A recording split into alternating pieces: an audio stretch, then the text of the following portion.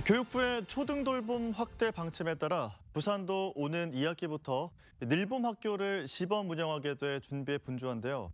정작 일선 교사들은 강하게 반대하고 있습니다.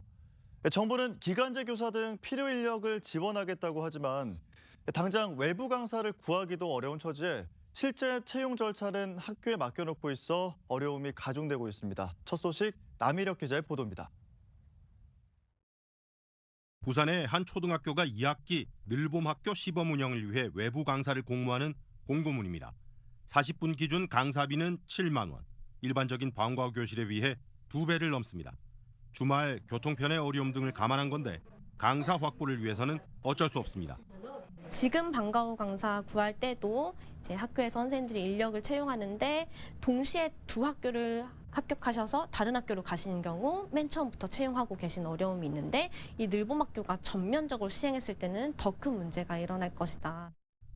교육부의 초등돌봄 확대 방침에 따라 부산에서도 초등학교 50곳이 늘봄학교 시범 운영 대상으로 선정돼 개학에 맞춰 시행을 준비하고 있습니다. 현재 저녁 7시까지인 초등학교 돌봄 교실을 8시까지로 1시간 더 늘리고 방과후 교실 프로그램도 학력 신장과 스포츠 등으로 세분화시켰습니다.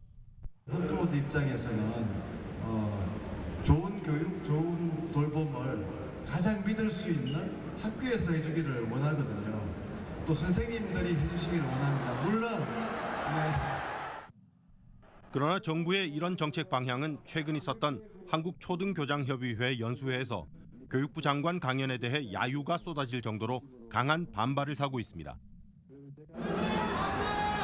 네, 물론 반대하시는 분들도 있을 수 있다고 생각을 합니다.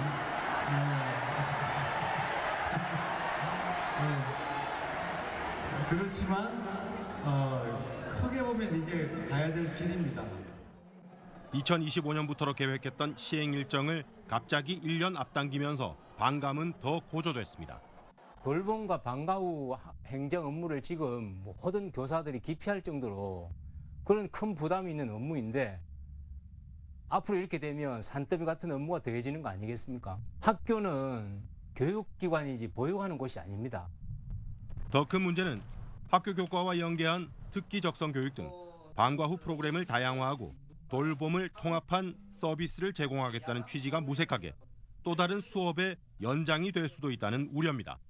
미술 수업 듣고 체육 수업 듣고 수학 수업 듣고 이런 것이 아이들에게 정말 정규 수업을 마친 후에 충분한 힘과 어떤 에너지를 그 나이 때 배우고 즐겨야 되는 것들이 보장되는 방식인가에 교육부는 기간제 교사 2,000명 등 필요 인력을 추가 배치한다는 계획이지만 전국의 초등학교 수가 6,000개가 넘는 상황에서 턱없이 모자란 데다 결국 그 선발 업무까지 교사들의 부담이 될 수밖에 없어 논란을 더할 전망입니다. MBC 뉴스 남희력입니다.